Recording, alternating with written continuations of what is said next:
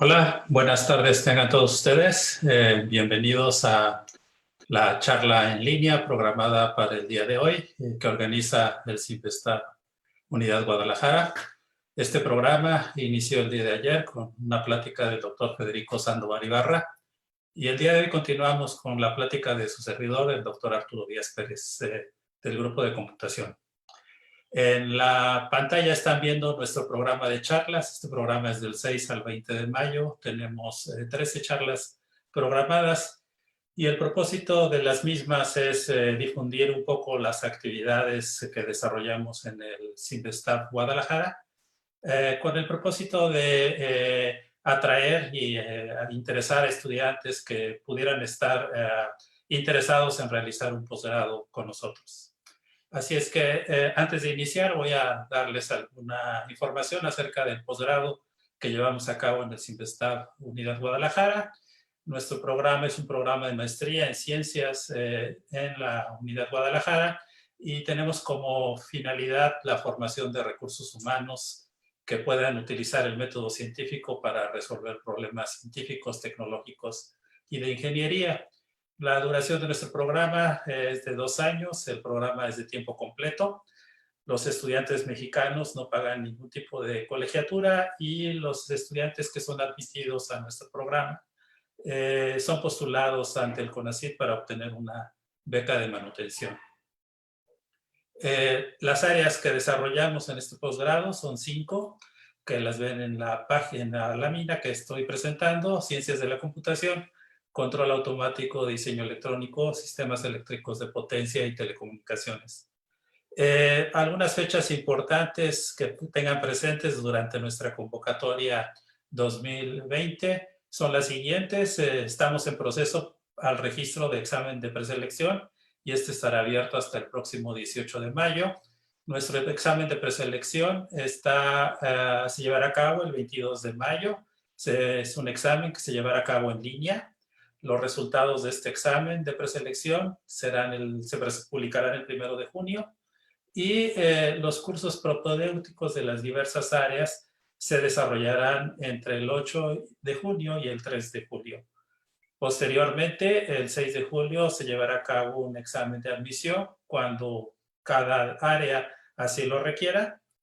Y las entrevistas con los aspirantes seleccionados, tanto en los cursos propedéuticos como en el examen de admisión, serán el 9 y 10 de julio. Los resultados de todos los estudiantes que han sido admitidos al programa de posgrado serán publicados el 14 de julio y durante el 15 al 23 de julio se hará la entrega de documentos requeridos para formalizar la inscripción al programa de posgrado. Nuestro programa o nuestro periodo académico iniciará a partir del 1 de septiembre del presente año. Aquí están algunos requisitos de ingreso a la maestría, no los voy a leer todos, solamente quiero que tomen nota que todos los estudiantes que son admitidos al programa de posgrado se les requerirán una serie de documentos, pero dada la circunstancia que estamos atravesando, donde muchas instituciones no estamos haciendo trámites, tanto universidades o centros de investigación, entonces nuestros requisitos de ingreso a la maestría en cuanto a la documentación que se solicita se han flexibilizado en algunos puntos y lo que les pido es que a todos aquellos aspirantes que finalmente ingresen al programa de maestría pues estén en contacto con cada una de las áreas para que les indiquen en cada caso cuáles son los documentos que podrían entregar para formalizar su inscripción. Bueno, pues este es un resumen de nuestro proceso de admisión a la maestría en nuestra convocatoria 2020. Entonces pasemos al tema de la charla del día de hoy, que tiene que ver con seguridad informática. Les repito mi nombre, yo soy Arturo Díaz Pérez, pertenezco al grupo de computación de la Universidad de la Unidad Guadalajara. Entonces el título de la charla es Seguridad Informática y para empezar haríamos esta primera pregunta y quisiera que todos aquellos quienes nos hacen el favor de estar presentes en la charla pues nos digan o se pregunten a sí mismos ¿por qué piensan que la seguridad informática es importante? ¿Por qué es necesario estudiar? ¿Por qué es necesario analizar las técnicas o los fundamentos de la seguridad informática en nuestra actualidad. Y bueno, si cada uno de ustedes se hace la pregunta, al final podemos contestarlo de una manera simple. Y es que estamos en la evolución de la era de la información.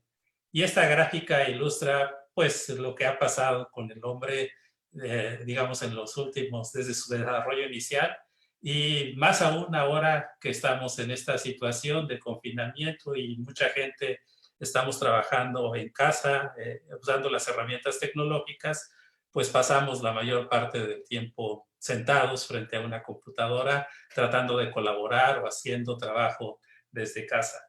Ese trabajo en muchas circunstancias maneja información importante, información vital para algunas organizaciones y que de alguna manera tiene que estar protegida ante posibles atacantes.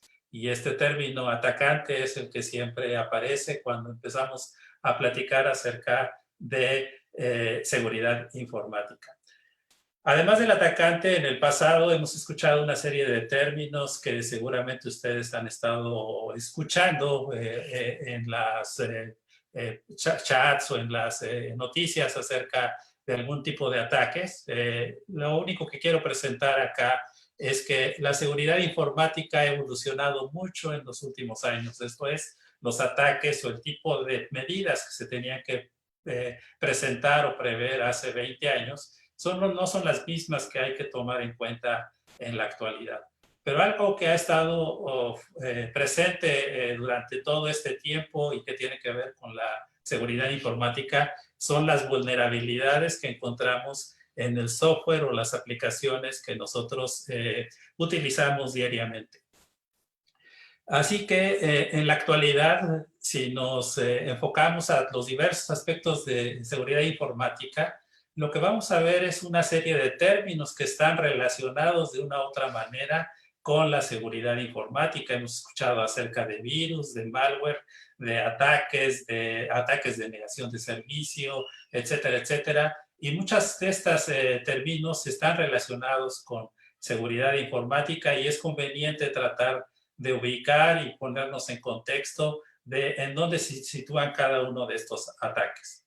Antes de ello, quisiera comentar un poco acerca de la historia de cómo al principio los atacantes pues eran pocos y requerían grandes conocimientos técnicos, pero cómo esto ha evolucionado a lo largo del tiempo y los ataques se han ido sofisticando cada vez más y más. Aquí en esta gráfica, en el eje horizontal tenemos el tiempo y en el vertical lo que tenemos aquí son los tipos de ataques que se han generado a lo largo del tiempo y desde los ataques más simples como son el adivinar las palabras o las contraseñas para poder acceder a cuentas en algún servicio de información, pues ahora podemos encontrar diversos tipos de ataques que van hasta redes de organizaciones que tratan de generar un daño a un sistema de información de alguna manera para tener algún beneficio. Entonces, esto ilustra que los ataques que se presentan en seguridad informática pues no son permanentes o no son fijos. Estos se van sofisticando cada vez más y más con el paso del tiempo. Sin embargo, los conocimientos que se requieren para poder generar estos ataques, al principio, pues solamente gente especializada con ciertos conocimientos técnicos podía generar este tipo de ataques, pero con el paso del tiempo, la generación de ataques y la disponibilidad de herramientas para generar este tipo de ataques, pues es cada vez más y más accesible, de tal manera que no se requiere un conocimiento muy grande, muy especializado para tratar de generar un ataque a nuestros sistemas de información. En este momento voy a tratar de hacer un alto y voy a tratar de definir una terminología que es muy importante utilizar en seguridad informática. En principio, cuando hablamos de activos, nos referimos a todos los elementos que pertenecen a la empresa o a la organización y que se quieren proteger de alguna manera. Aquí, estos activos pueden ser datos, pueden ser instalaciones, pueden ser software, hardware, incluso personal o servicios. Pero estos activos están sometidos a amenazas, ¿no? Las amenazas típicas que uno puede enunciar en sistemas de información o en seguridad informática son la interrupción de un servicio, la interceptación, el atrapar información que se está intercambiando en un servicio, la modificación, el alterar la información que se provee entre dos pares que se están, entre un par de personas, un par de computadoras que se están comunicando, o la fabricación de información, ¿no? Por ejemplo, la suplantación de identidad. El riesgo, como término de seguridad informática, lo vamos a definir como la posibilidad de que se materialice una amenaza aprovechando una vulnerabilidad. Y aquí nuevamente está subrayado el término vulnerabilidad, sobre el cual voy a comentar un poco más adelante. El ataque entonces va a ser la materialización de una amenaza, es decir, la amenaza es simplemente la posibilidad de que se genere una interrupción, una interceptación, una modificación, una fabricación de algún tipo de información, y el ataque es la materialización precisamente de una de esas amenazas. Finalmente, en seguridad, pues siempre evaluaremos el impacto, que es la consecuencia de que ese ataque se presente. Dado esto, la pregunta que nos haríamos es, bueno, finalmente, probablemente muchas organizaciones tienen gente especializada en temas de seguridad informática, ¿y por qué a todos o cualquiera nos debería interesar? Pues la respuesta se ilustra con esta imagen que les presento. ¿Por qué? Porque aún en aplicaciones críticas como militares o aplicaciones de seguridad, los errores son reales, ¿no? Es decir, se presentan y esos errores se manifiestan como vulnerabilidades. Aquí esta imagen presenta un arma que por alguna razón el montacarga no pudo transportar adecuadamente y generó este tipo de error. Pero estas armas o estos errores se presentan en nuestros sistemas de información como vulnerabilidades. Y las vulnerabilidades se presentan en nuestros sistemas de información de manera más frecuente que a veces de lo que nosotros nos imaginamos, ¿no? Entonces, lo que tenemos es diversas vulnerabilidades que se reportan anualmente en el software comercial que nosotros utilizamos, y no todas las vulnerabilidades son del mismo tipo. Hay algunas que son no críticas o inofensivas, hay unas menos críticas, hay unas que son moderadamente críticas, pero hay un grupo de vulnerabilidades que se presentan en el software que son altamente críticas o extremadamente críticas. Y ya que hablamos de vulnerabilidades, entonces les quiero platicar acerca de cuál es este proceso en el cual los fabricantes de software o los las compañías que se dedican al desarrollo de software documentan las situaciones o las vulnerabilidades que se presentan en las aplicaciones que ellos desarrollan. Típicamente, cuando una vulnerabilidad se presenta, pues mientras no se descubra, pues está oculta, nadie la ha visto, ni siquiera el desarrollador, el fabricante o ningún atacante.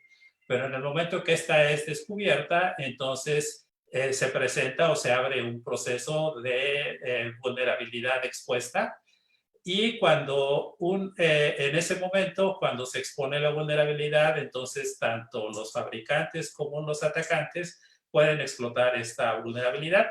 Frecuentemente los atacantes lo hacen a través de software que trata de encontrar estos huecos de seguridad y explotar para generar algún tipo de daño.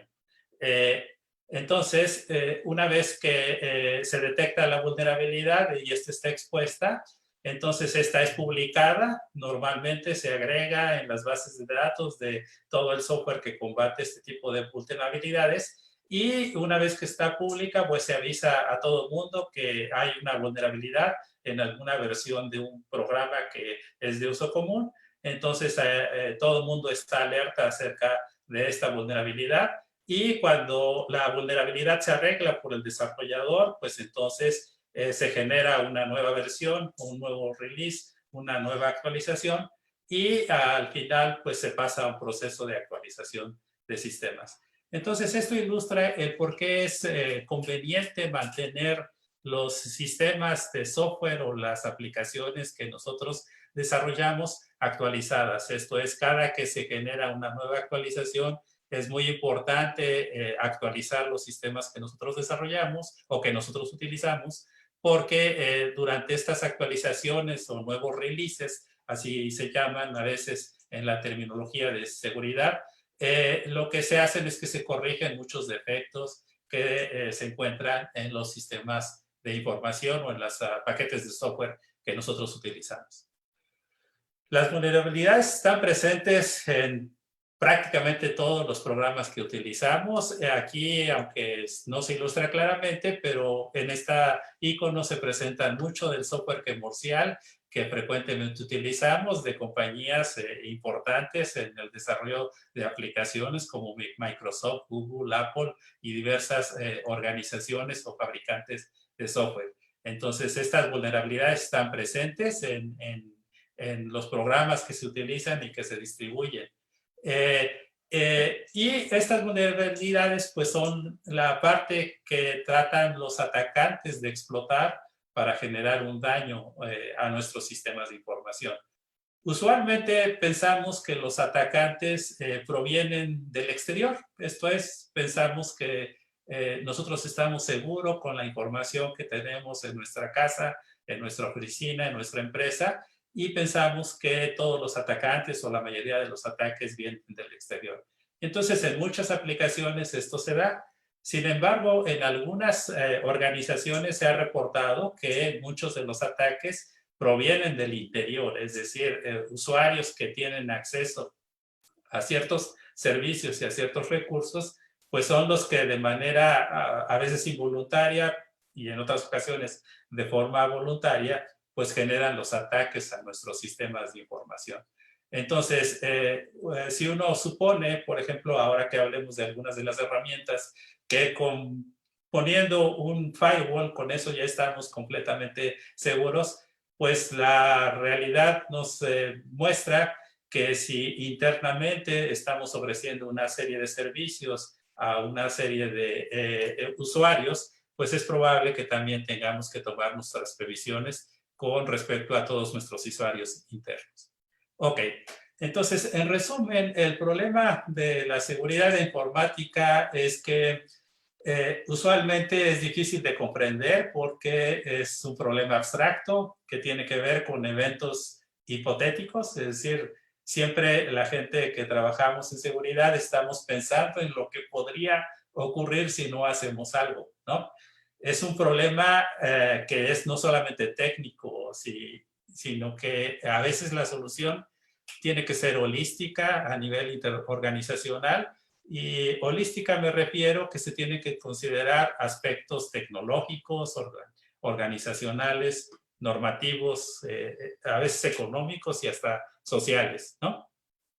Por otro lado, en seguridad informática es difícil encontrar, como en muchas otras áreas, métricas que estén ampliamente aceptadas. Es difícil decir o medir cuál es el nivel de seguridad que tengo, ¿no? Es muy difícil garantizar, una vez que uno instala una cierta herramienta de seguridad, que esta herramienta es 100% confiable. De hecho, no hay herramientas 100% infalibles, ¿no?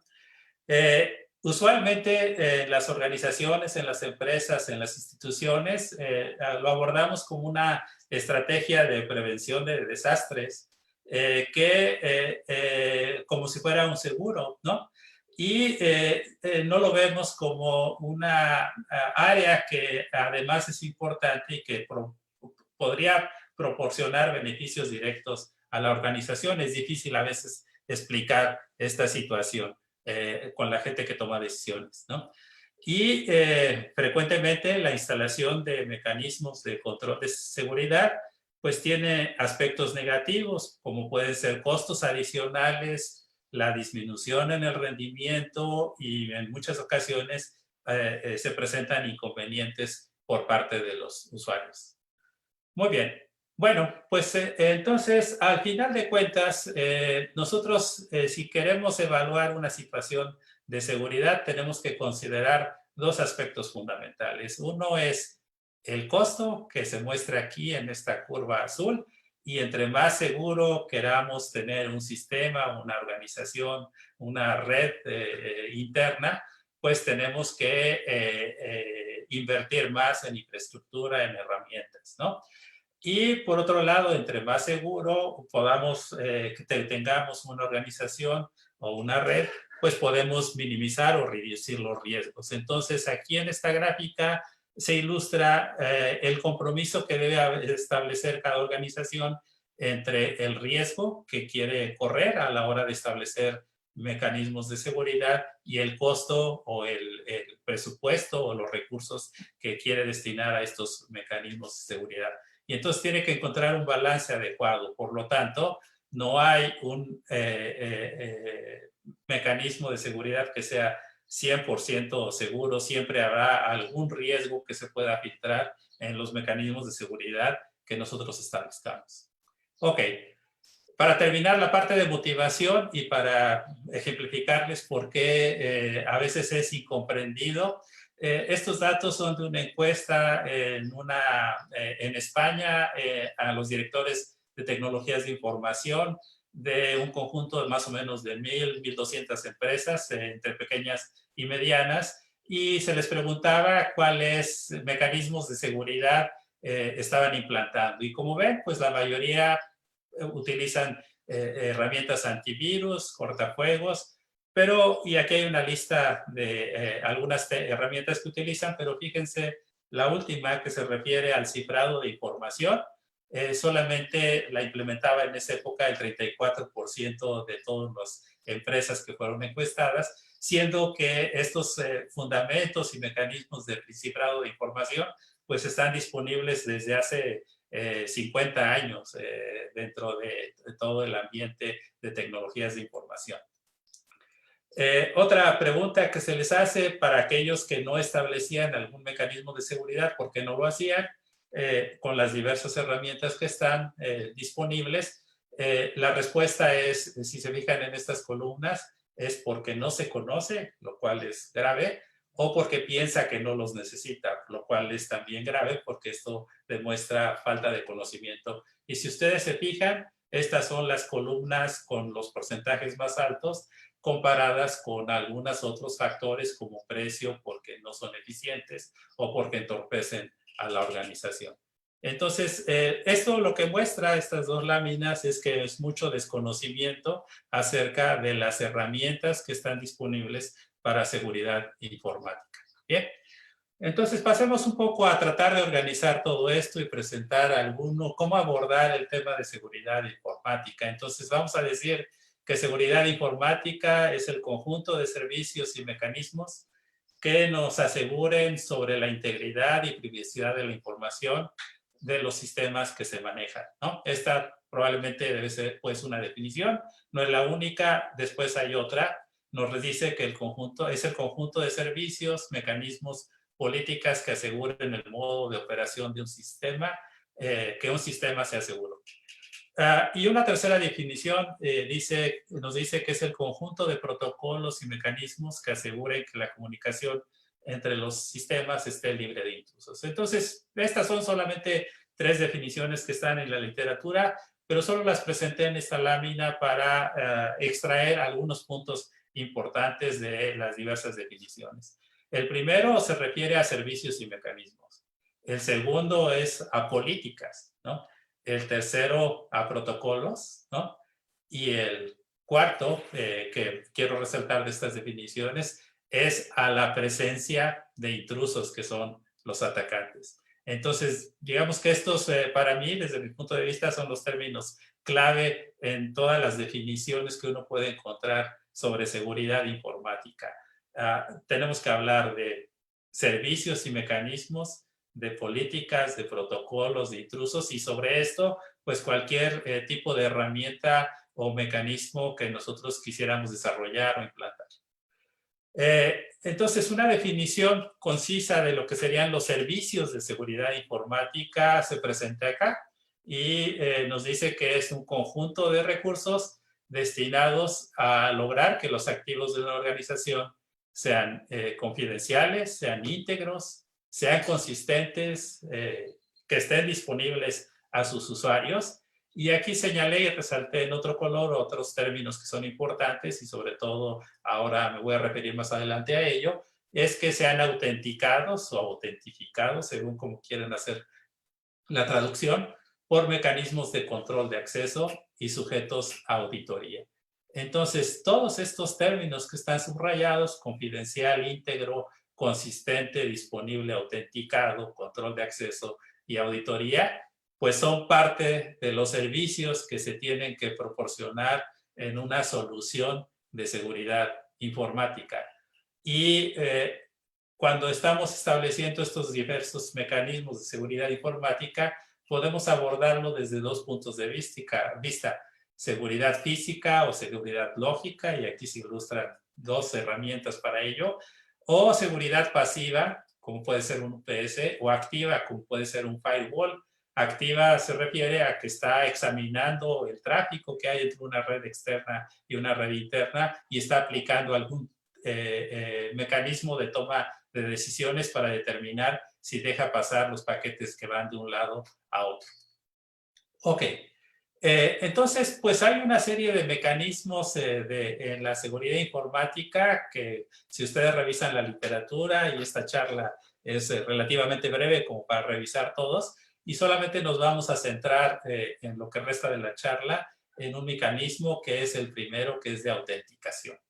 Bien, entonces antes de ello quisiera presentar un enfoque que es sumamente importante, al menos desde el punto de vista de investigación y del desarrollo de nuevas soluciones de seguridad informática y que tiene que ver con los fundamentos, ¿no? Aquí se presentan los 4 bloques básicos más importantes de la seguridad informática, que serían criptografía, protocolos seguros, políticas de administración de servicios y la infraestructura de llave pública. Entonces, criptografía se refiere a los mecanismos y algoritmos básicos para la protección de información. Protocolos seguros son como los servicios de autenticación que vamos a ver en un momento. La infraestructura de llave pública es la generación y distribución y administración de certificados de llave pública, pero no son suficientes todas estas herramientas. Tenemos que tener políticas de administración de servicios que tienen que ver con servicios de autorización y control de acceso y políticas y normas de seguridad que uno tiene que seguir en alguna organización. Ok, entonces, desde el punto de vista de investigación, cuando uno quiere plantear una herramienta o una solución o un nuevo desarrollo de sistemas de seguridad, es conveniente tratar de ubicar a qué nivel quiere uno operar. Y hace algunos años con otros colegas desarrollamos este modelo en capas para sistemas de seguridad, tratando de hacer un símil como el modelo OSI para redes. Y voy a empezar con el nivel más alto, que se refiere a las herramientas, a las políticas y aplicaciones, donde podríamos encontrar diversos tipos de mecanismos y herramientas o aplicaciones para seguridad informática. ¿Sí? Inmediatamente después ubicaríamos los protocolos de comunicación seguros que están disponibles y que muchos de ellos están estandarizados a través de diferentes organizaciones. Después tendríamos que ubicar los servicios de seguridad que me refería hace un momento, como confidencialidad, integridad, autenticación, firmas digitales, ¿sí? Y abajo de ello, para poder ofrecer estos servicios, necesitamos una serie de fundamentos o matemáticos que nos permitan dar estos servicios que tienen que ver con las funciones criptográficas para firma y verificación de firma y para cifrado y descifrado. Abajo de ello tendríamos toda la infraestructura o la criptografía de llave pública que se ha desarrollado en los últimos 40 años y la criptografía de llave simétrica. Y finalmente, como fundamento importante para poder desarrollar todos estos servicios en el nivel más bajo, tenemos que considerar que muchas de las herramientas desarrolladas para servicios criptográficos están basadas en la aritmética computacional con números grandes y que es necesario, dado que los procesadores actuales no trabajan con esas longitudes de palabra que requieren los algoritmos criptográficos, pues es necesario desarrollar algoritmos que nos permitan sumar, multiplicar, dividir números sumamente grandes en cuanto a su representación en números de bits. Este enfoque, aprovecho la ocasión para comentarles que fue desarrollado y publicado en este libro con mi colega, el doctor Francisco Rodríguez Enríquez y otros colegas, ¿no? Y este libro ya es viejo, este es del 2006, en donde revisábamos algoritmos criptográficos para la implementación en hardware reconfigurable. Ok, fijémonos en la parte de autenticación. Si ustedes revisan el término autenticación y hacen una búsqueda del término autenticación en seguridad informática, van a obtener todas estas variedades que están presentes acá, desde la autenticación de password, autenticación de control de acceso, autenticación para infraestructura de llave pública, etcétera, etcétera. Entonces, la autenticación es la verificación confiable de la identidad de algo o de alguien. Y entonces, hay dos procesos que están involucrados en la autenticación. Uno es la identificación y el otro es la verificación. Y en seguridad informática tenemos dos casos con los cuales trabajamos comúnmente, que son humanos y computadoras, ¿no? Frecuentemente cuando autenticamos a alguien, es decir, identificamos y verificamos a alguien, después le damos acceso a una serie de objetos o servicios. Entonces, normalmente los procesos de autenticación están fuertemente vinculados a los procesos de control de acceso y en algunas soluciones estos procesos están fusionados. Es decir, en autenticación también se incorpora toda la parte de control de acceso. Entonces, en este bloque lo que se muestra es que quienes solicitan acceso a unos objetos, los objetos pueden ser servicios o datos, tienen que ser autenticados primero y después sometidos a políticas de control de acceso. Ok, hay dos puntos importantes que tenemos que considerar. No es lo mismo autenticar a computadoras que humanos, ¿no? Las computadoras pueden almacenar buenas llaves, ¿no? Pueden realizar funciones criptográficas robustas, y los humanos normalmente nos cuesta trabajo recordar algo más que una frase de unas cuantas palabras, ¿no? Y normalmente nos cuesta mucho trabajo hacer operaciones matemáticas complicadas, ¿no? Así es que autenticar computadoras se puede hacer mediante lo que se sabe, por ejemplo, a través de una palabra clave, mediante su ubicación, se puede hacer mediante dónde está ubicado, o basada en criptografía, utilizando infraestructura de llave pública, por ejemplo. Y los humanos se pueden autenticar a través de lo que sabe, que también es lo que hacemos frecuentemente cuando nos registramos en nuestros sistemas de información, utilizando claves y contraseñas, pero también lo hacemos a través de lo que tenemos, que pueden ser tarjetas inteligentes o llaves físicas, o a través de lo que somos con dispositivos biométricos. Ok. Entonces, el problema al autenticarlo es que los problemas y los ataques son diferentes en el caso de computadoras y humanos, ¿no? En computadoras es donde hay que almacenar las llaves y cómo protegerlas, cómo distribuirlas inicialmente, que es un problema fundamental. ¿Qué pasa cuando se hace suplantación de direcciones, ¿no? ¿Qué pasa cuando se divulga la base de datos que contiene a todas las llaves, etcétera, etcétera, etcétera? En el caso de los humanos, igual, ¿dónde tenemos que almacenar las llaves? ¿Cómo las podemos distribuir? O frecuentemente problemas de qué pasa cuando se nos extrae una llave física o una tarjeta inteligente. O en algunas, incluso películas de ciencia ficción, pues hemos visto casos de qué pasa con el clonado de información biométrica. Bien, entonces, en seguridad informática vamos a ver los dos esquemas más usados para autenticación basada en intermediarios confiables, que es a través de un centro de distribución de llaves o a través de autoridades certificadoras. El centro de distribución de llaves, este es un ejemplo de algo que está disponible desde hace casi 30 años, que fue desarrollado en el MIT, que es un sistema Kerberos, es para autenticar y todos los servicios que se dan en una red local. No voy a explicar con detalle esto, pero solamente para ilustrar que este tipo de herramientas están disponibles desde hace mucho tiempo, aunque muchas organizaciones no se usan porque no se conocen, ¿no? Normalmente está disponible en todos los sistemas operativos que nosotros solemos utilizar y nos permite en una red local autenticar cada uno de los servicios que nosotros requerimos, por ejemplo, acceso a un servidor de correo electrónico, de un servidor de transferencia de archivos, un servidor de almacenamiento, un servidor de impresión. El mecanismo con el que funciona es que se piensa que este mecanismo o este servicio de autenticación es para un escenario sumamente hostil, donde hay atacantes a cada momento y por todos lados, y por lo tanto, cada servicio que se da se le asigna un boleto, que es una llave que le permite acceder al servicio y que expira en un cierto tiempo, que es configurado por el administrador de toda la red.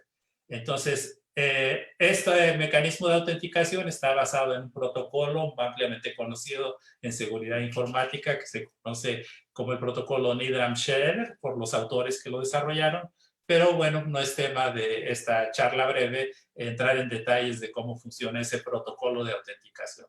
Lo importante y el mensaje que quiero dejarles es que esto está disponible desde hace mucho, se puede utilizar, se puede implementar en cualquiera de las redes locales que nosotros estemos utilizando. La otra, y probablemente es con la cual estamos más familiarizados, es la presencia del certificado digital. Un certificado digital, entonces, es un vínculo entre una llave pública que gestionamos en una entidad y uno o más atributos que lo relacionan con su propia identidad, ¿no? Hay estándares para la emisión de certificados digitales aceptados por toda la comunidad de tecnologías de información. Este estándar se conoce como el X509 y esto pone en contexto muchas de las transacciones o de las actividades que desarrollamos diariamente, aunque no nos damos cuenta. Cuando navegamos en servidores seguros, por ejemplo, para comercio electrónico o para los bancos, frecuentemente tenemos que dirigirnos a servicios autenticados que poseen un certificado de seguridad. ¿Sí? ¿Cómo lo vemos? Por ejemplo, prácticamente en México tenemos al Servicio de Administración Tributaria, que tiene desde hace muchos años la iniciativa de la firma electrónica avanzada, que no es más que efectivamente una infraestructura de llave pública que emite certificados digitales para poder hacer una serie de servicios. ¿Qué servicios? Por ejemplo, las declaraciones anuales de personas físicas, la reimpresión de acuses, la consulta de transacciones, etcétera, etcétera. Todo esto está en la práctica más o menos desde 2005, empezó de manera opcional, pero poco a poco y con el paso del tiempo cada vez se ha ido volviendo obligatorio. Este es ahora, cada que tramitamos o gestionamos nuestro registro federal de contribuyentes, tenemos que tener asociada una firma electrónica avanzada. Otra que también lo usamos, pero que no nos damos cuenta de ello, es la infraestructura extendida de seguridad que ha desarrollado el Banco de México con todo el sistema bancario, que está basado en también infraestructura de llave pública, utilizando una firma electrónica que ellos utilizan y tienen toda una organización para validar o verificar todos estos certificados que se emiten a través de esta infraestructura extendida de seguridad que desarrolló el Banco de México desde hace muchos años. Entonces, los servicios que se ofrecen son procesos de certificación y procesos de uso de esta firma que tenemos que usar cada vez que hacemos un acceso a la banca electrónica. Algo que me gusta comentar siempre es que normalmente en nuestros gobiernos tenemos cierto grado de avance en cuanto a la incorporación de servicios de información, pero un ejemplo que no es de ahora, ya tiene algunos años, es el gobierno del estado de Colima, que ha gestionado, ha establecido su firma electrónica avanzada y para ello ha tenido que modificar el marco jurídico desde la constitución política del estado de Colima hasta una serie de acuerdos internos que permiten la adopción y el uso de la clave única del registro de población para generar la firma electrónica avanzada. Como ustedes pueden imaginar, la adopción de este tipo de herramientas no es de un día para otro, es un proceso gradual que tiene que irse incorporando poco a poco, ir evaluando los resultados y los diversos problemas a los cuales que se enfrenta. Por eso comentaba que la parte de seguridad informática no siempre tiene que ver con herramientas o con tecnología, también tiene que ver con aspectos organizacionales, políticas o normas que se tienen que desarrollar. Ok, para terminar, déjenme comentarles sobre algunos proyectos breves que desarrollamos en el CIMBESTAB, la Unidad Guadalajara. Se han desarrollado desde hace algún tiempo lo que se conocen como las funciones físicas no clonables, que son funciones que se generan en algún material, puede ser un circuito integrado, que permiten evaluar esa función, que se pueden reproducir, es decir, se les presenta un desafío y da una respuesta.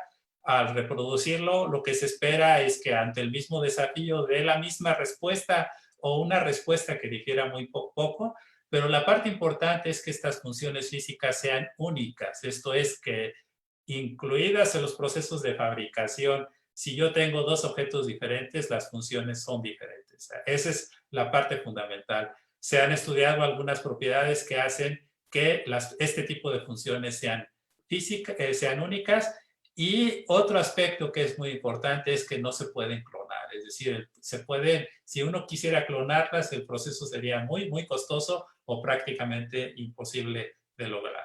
Y entonces, ¿para qué se utilizan este tipo de funciones? Para antipiratería, para tener llaves secretas en dispositivos físicos, para la autenticación de circuitos integrados o diseños de circuitos integrados en hardware, que algunos procesos de fabricación se mandan a un país diferente al cual se hizo el diseño.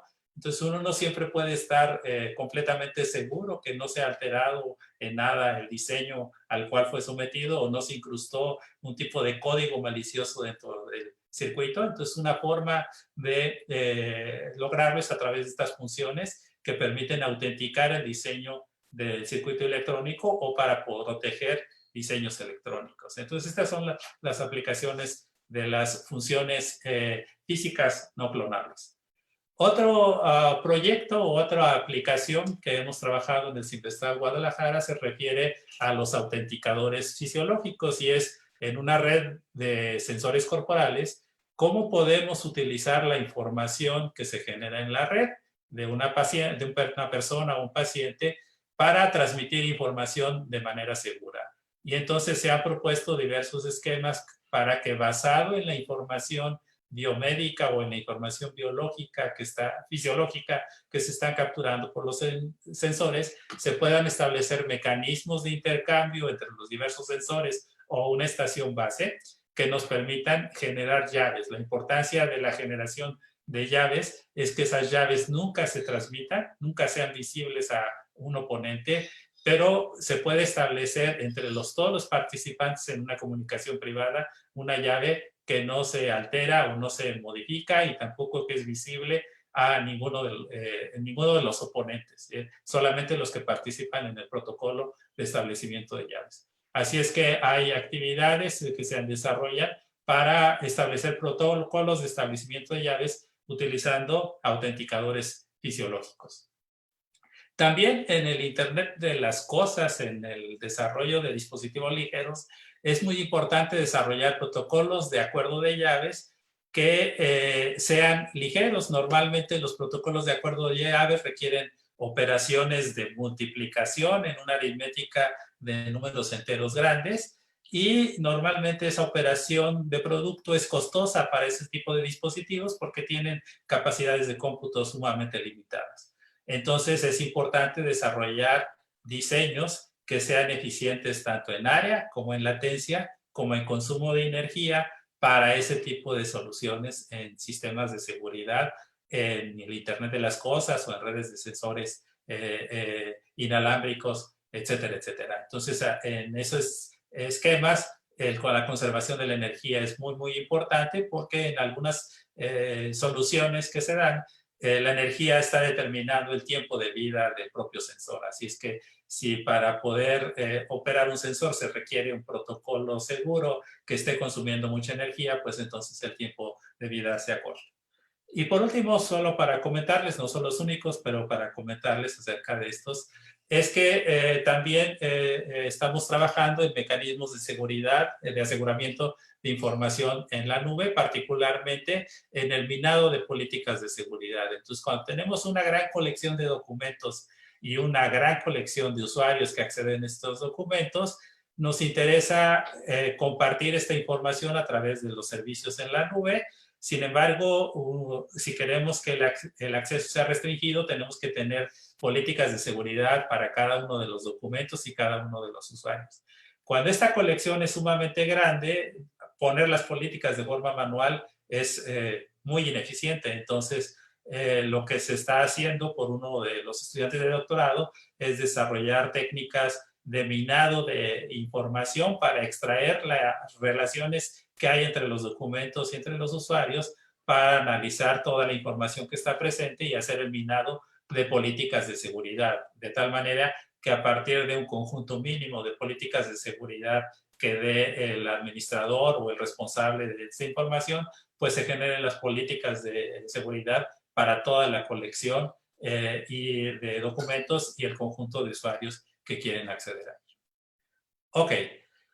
Finalmente, y solamente para darles una idea de por qué es importante trabajar y estudiar en los fundamentos, muchas de las soluciones informáticas actuales están basadas en criptografía, en aritméticas de campos finitos, y estas aritméticas de campos finitos o muchos de los problemas están presentes en este problema que se presenta acá, que es dado m, ¿cómo puedo encontrar dos números primos cuyo producto sea efectivamente m? ¿No?